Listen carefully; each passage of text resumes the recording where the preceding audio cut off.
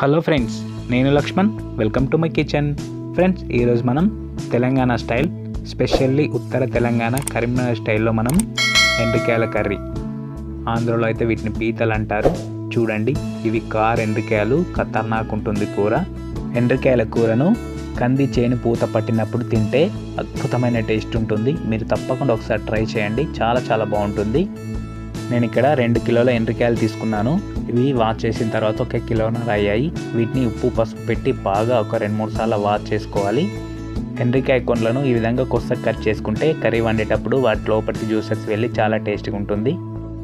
Breast పార్ట్ని ఈ విధంగా 2 పీసెస్గా కట్ చేస్తే క్లీన్గా ఉంటుంది, తినేటప్పుడు చాలా ఈజీగా ఉంటుంది, అలాగే త్వరగా ఉడుకుతాయి. ఈ విధంగా అన్నీ ఫ్రెష్గా శుభ్రంగా వాష్ చేసుకోవాలి. ఎండ్రికాయల కూర తయారు చేసుకోవడానికి నేను ఇక్కడ 3 ఉల్లిపాయలు, 3 టమాటాలు, కొద్దిగా పుదీనా, కొత్తిమీర, అలాగే మెంతు కూర తీసుకున్నాను. దీనిలో 2 ఉల్లిపాయలు అలాగే 3 టమాటాలను గ్రైండ్లో వేసి మెత్తగా పేస్ట్ చేసి పక్కన పెట్టుకున్నాను. వీటితో పాటు ఒక చిన్న సైజు నిమ్మకాయ సైజు అంతా చింతపండు జ్యూస్ తీసుకొని పక్కన పెట్టుకోవాలి. స్టవ్ ఆన్ చేసి కడాయి పెట్టుకొని దానిలోకి సరిపడా ఆయిల్ పెట్టుకోవాలి. కొద్దిగా ఎక్కువగా ఉంటేనే టేస్ట్ చాలా బాగుంటుంది.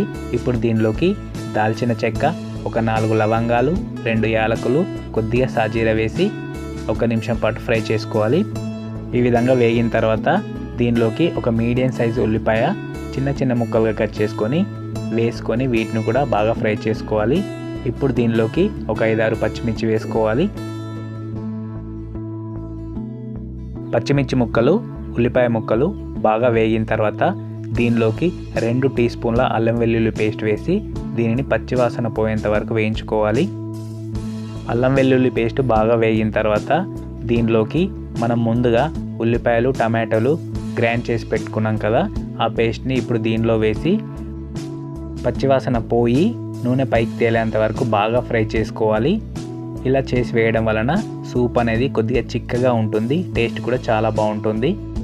మనం వేసుకున్న పేస్ట్ బాగా వేగిన తర్వాత దీనిలోకి కొన్ని కరివేపాకు రెబ్బలు అలాగే కొద్దిగా పుదీనా వేసుకోవాలి.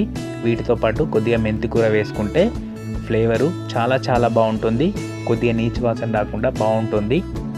మనం ముందుగా వాష్ చేసి పెట్టుకున్న 1 కిలోన్నర ఎండ్రికాయ ముక్కలు వేసుకోవాలి. ఈ ముక్కలకు ఆ పేస్ట్ అంతా పట్టే విధంగా ఒక 2 నిమిషాల పాటు కలుపుతూ ఫ్రై చేసుకోవాలి.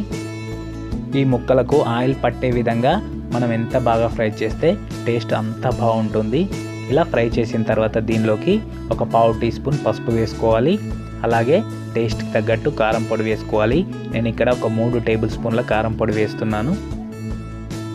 3-4 టీ స్పూన్ల ధనియాల పౌడర్ వేసుకోవాలి. అలాగే టేస్ట్కి తగ్గట్టు సాల్ట్ వేసుకోవాలి. నేను ఇక్కడ 2 టీ స్పూన్లు వేస్తున్నాను, కరెక్ట్గా సరిపోతుంది. ఇప్పుడు బాగా ఒకసారి కలుపుకోవాలి. ఇలా కలిపినట్టయితే మనం వేసుకున్న మసాలాలు ముక్కలకు బాగా పడతాయి. ఇలా వేసిన తర్వాత మరొక 2-3 నిమిషాల పాటు ఫ్రై చేసుకోవాలి. ఇప్పుడు మూత పెట్టి మీడియం ఫ్లేమ్లో ఒక 5 నిమిషాల పాటు ఉడికించుకోవాలి. ఎండ్రికాయ ముక్కలను మనం మసాలా పట్టించి ఎంత బాగా ఉడికితే మనకు అంత టేస్ట్ వస్తుంది. మన పేషెన్స్ అంతా ఇక్కడే ఉండాలి.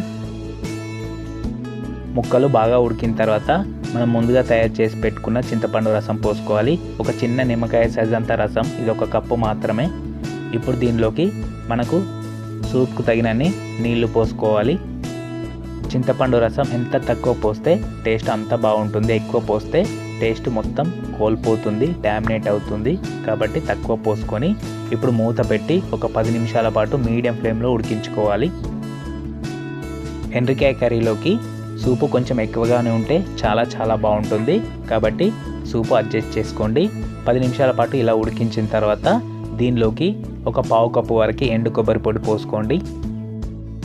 1 teaspoon garam masala powder వేస్తున్నాను. ఇప్పుడు ఒకసారి అంతా కలిసే విధంగా కలుపుకుందాం. ఒక 2 నిమిషాల పాటు ఉడికించుకోవాలి.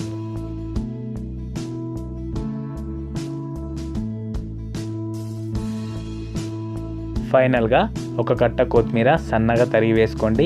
ఒక కట్ట తగ్గకుండా వేసుకోండి, చాలా బాగుంటుంది. కొత్తిమీర వేసాం కదా, కర్రీలో అంతా కలిసే విధంగా ఒకసారి కలుపుకున్న తర్వాత స్టవ్ ఆఫ్ చేసేయండి. అంతే, సూపర్ టేస్టీగా ఉండే కరీంనగర్ స్పెషల్ ఎండ్రికాయల కర్రీ. నచ్చితే తప్పకుండా మన ఛానల్ సబ్స్క్రైబ్ చేయండి. Thank you for watching.